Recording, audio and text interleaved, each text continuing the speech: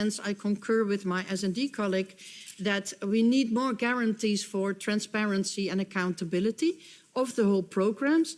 We think if you look at the European Court of Auditors' opinion, that they are quite critical on the fact that the evaluation of the Commission really lacks crucial information, like how the goals exactly have been reached and to what extent the additionality criteria, for instance, has been met.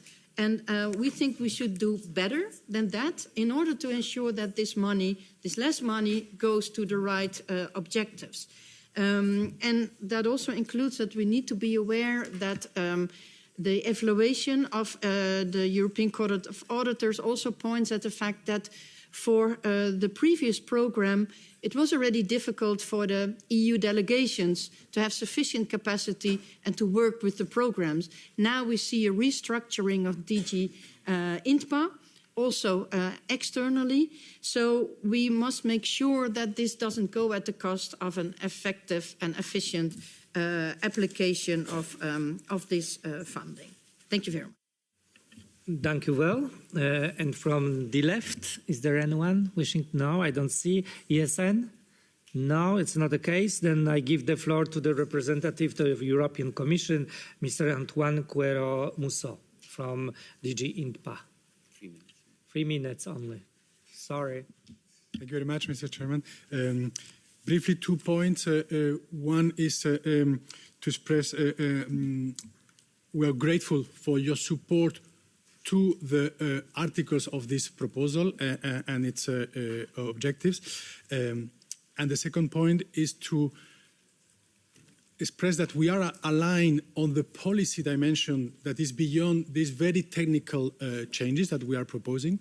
And the messages that in your recitals, the policy message that in your recitals you are pushing forward. There are two, I think, important policy dimensions. One is the fact that by doing these very technical optimization and efficiency changes, we can make available a sizable amount of resources that in the current context, budgetary or geopolitical, we think could be much welcome.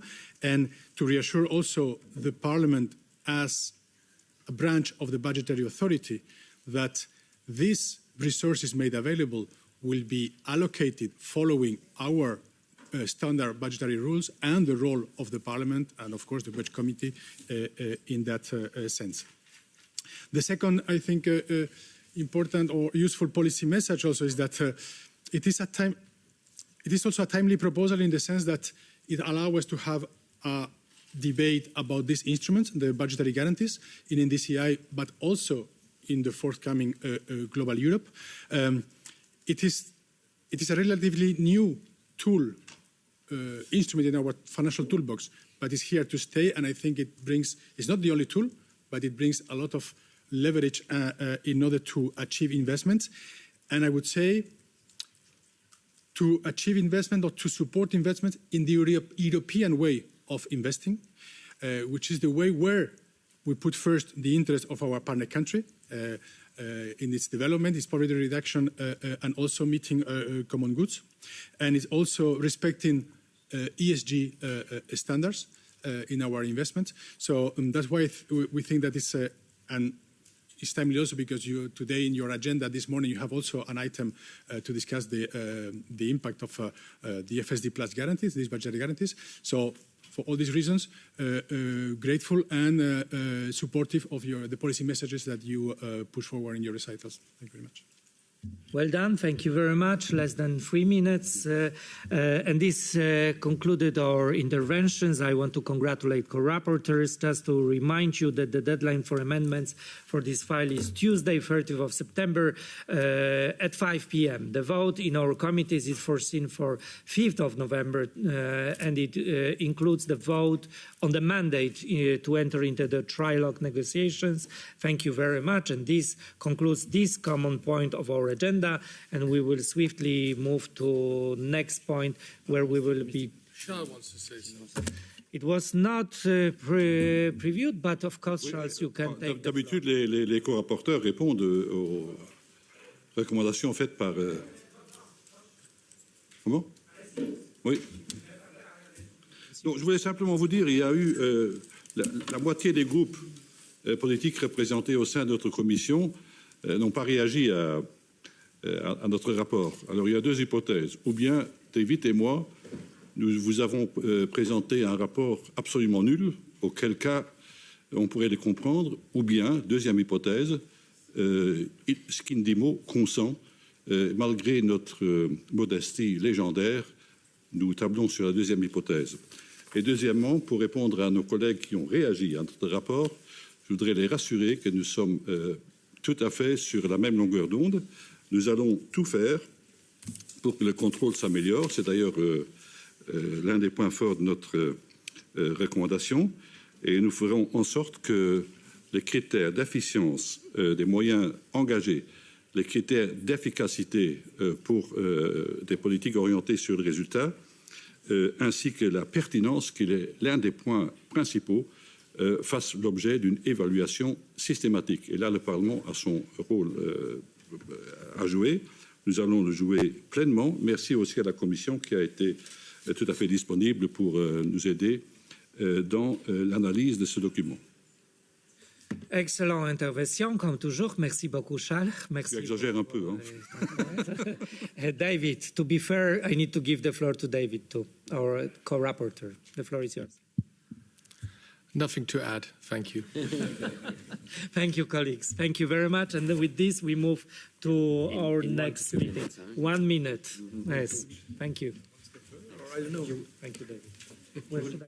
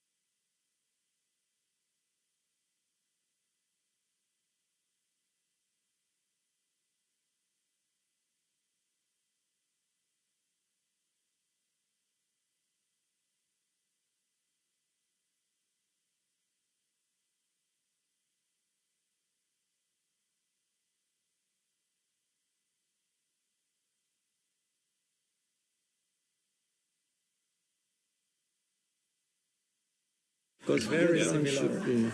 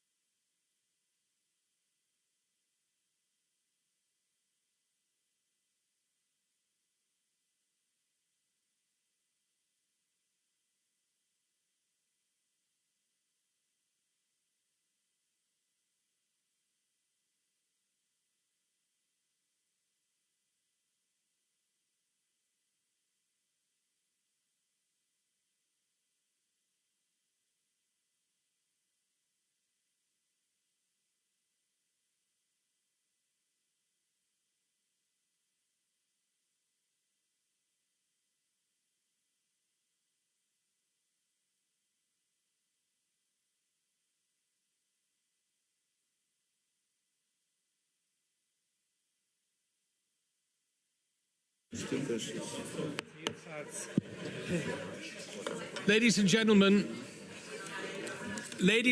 may I ask you to be seated and to now end your conversations. And if you have urgent things to discuss, you can do this outside. So, I would like to welcome you all to this joint meeting of the AFET-DEVE and BUDG committees. To start our meeting, we need to formally adopt our short agenda. Item number 2 is the exchange of views of the use of EU guarantees and the European Funds for Sustainable Development, EFSD and EFSD Plus, with the European Court of Auditors and experts. Our exchange of views today is on EU guarantees in external action. More specifically, we will have an exchange of views with the European Court of Auditors and other experts, as just mentioned. I will leave it to our DEVE Vice Chair, Robert Biedron, to introduce the speakers in more detail. Let me just simply say welcome to the European Parliament on this Wednesday morning. The title of today's exchange may not be the most politically appealing. However, behind a rather technocratic title lies an important discussion which has relevance for some of our most strategic external action initiatives today, many of which are often undertaken with member states in the spirit of Team Europe. This includes especially, of course, Global Gateway, which heavily relies on member states and private resources to join the efforts. In order to have the right incentives for the private sector, budgetary guarantees and related financial tools are obviously key. Therefore, I very much look forward to suggestions by the experts as to what we can do better going forward in the next MFF. Without any further ado, I hand over to Robert Biedron for to Janusz Lewandowski for his introductory comments. Please, Janusz. Good morning. Thank you. This is not for the first time, and for sure not for the last time, our joint meeting, a brainstorm of 3 committees on this time on the financial tools promoting sustainable investments in partner countries. This is looking like a very nice cooperation in this area. While internally oriented headings of our budget depend still on traditional financing, that is grants and loans. Who remembers programs of Jessica and Jeremy, marginally employed in cohesion also in Poland? In the area of in external action, we really grow in financial instruments, of course, under the guarantee of our budget. Now we have limits of guarantee in present MFF up to 54 billion euro. Next proposal is to extend to 95 billion euro. Of course, this is a clear chance to mobilize private capital, to multiply investment, but this is also at the risk of so-called contingent liabilities, as it was in case yesterday discussing with David assistance to Ukraine.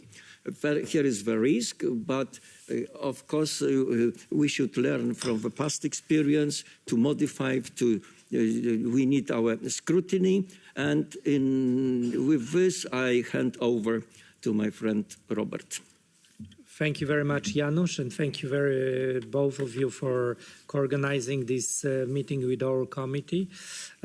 As it was said, the idea of today's exchange of views is as to take a closer look at how the European Fund for Sustainable Development and its successor EFSD Plus work, and whether it's starting to deliver the impact and results that were hoped for when they were introduced, namely to what extent it can leverage or maximize the development impact of grants and concessional loans, which are more traditional modalities, as we know.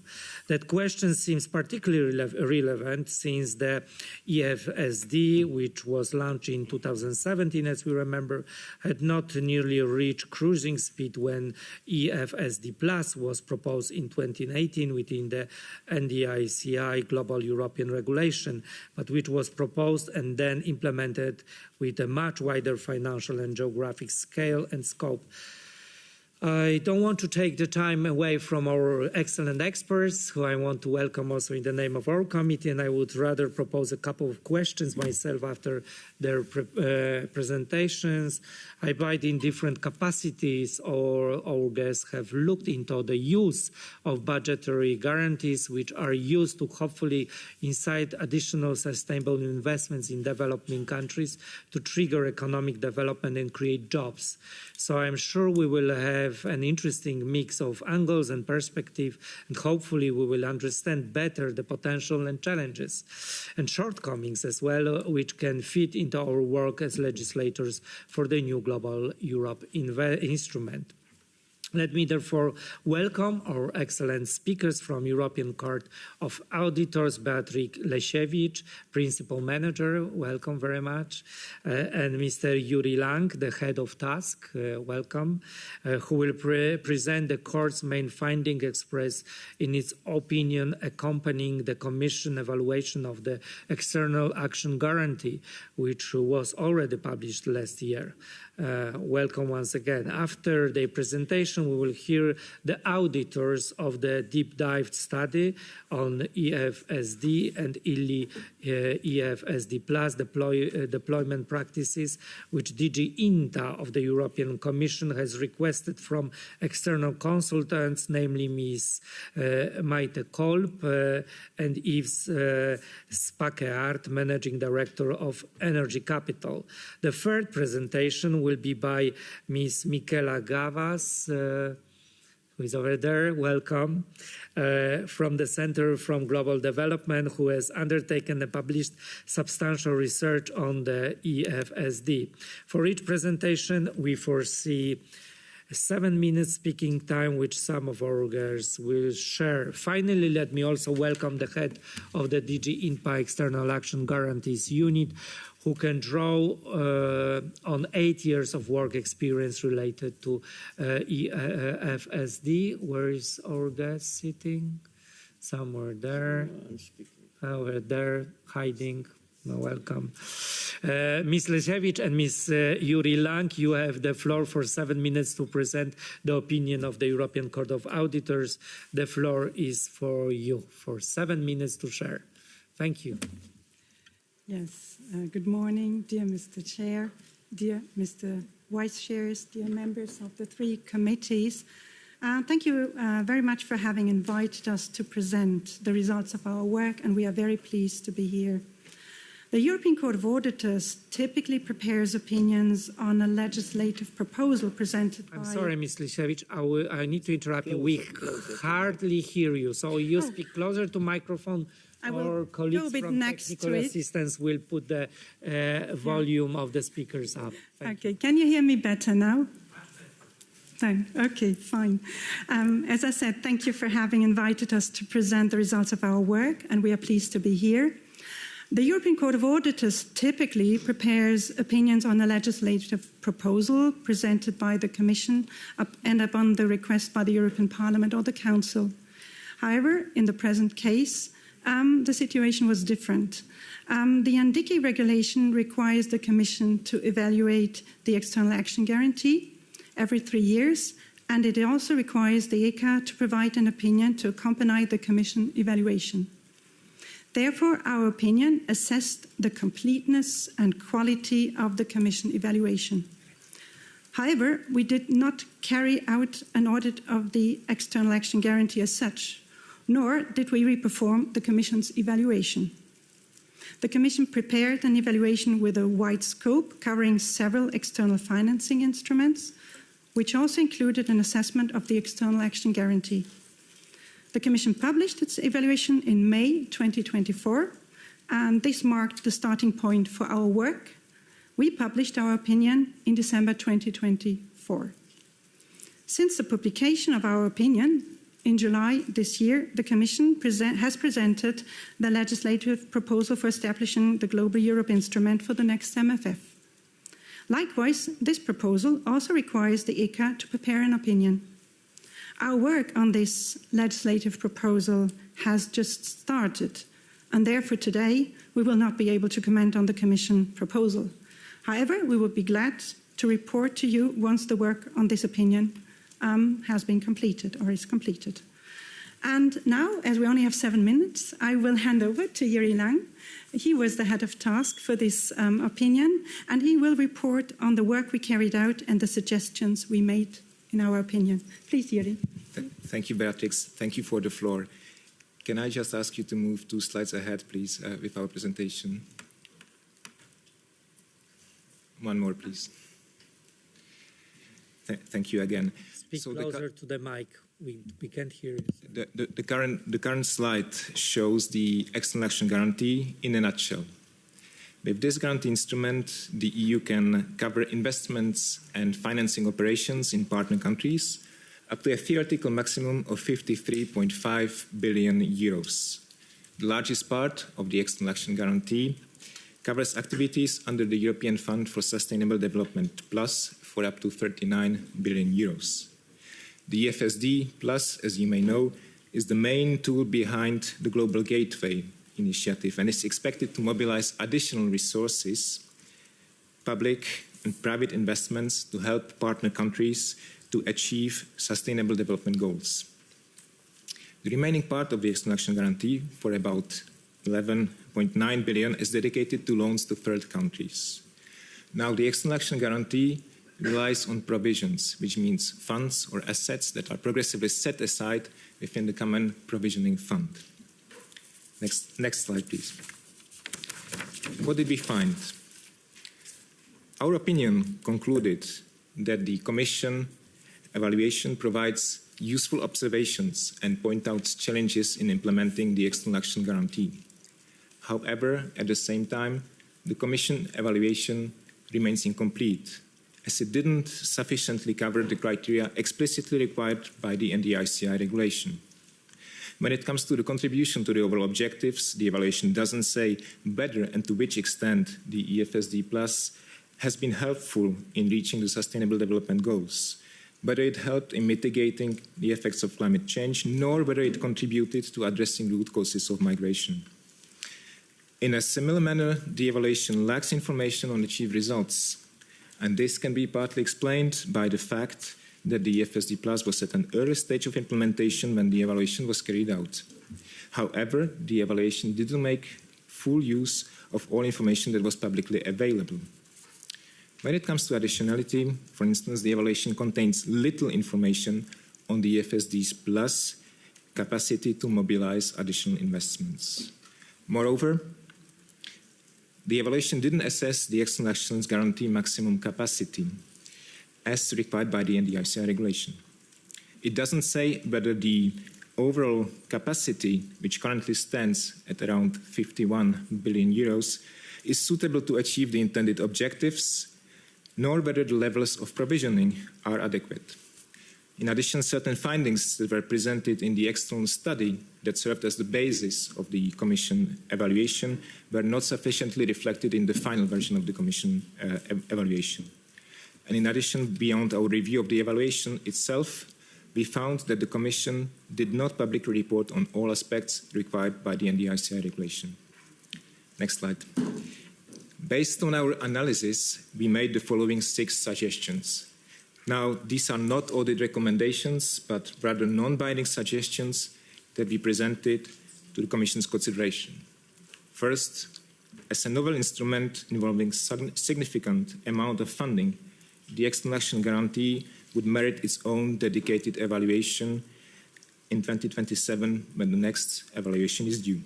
Secondly, for the evaluation to be prepared in 2027, it would be preferable if the Commission could submit the final evaluation to the European Court of Auditors sufficiently in advance so that both documents, the Commission evaluation and our opinion, can be published at the same time.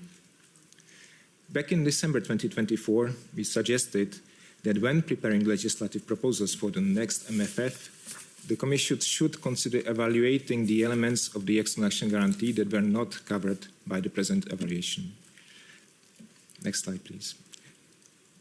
In any future evaluation, the Commission should assess the maximum guarantee capacity.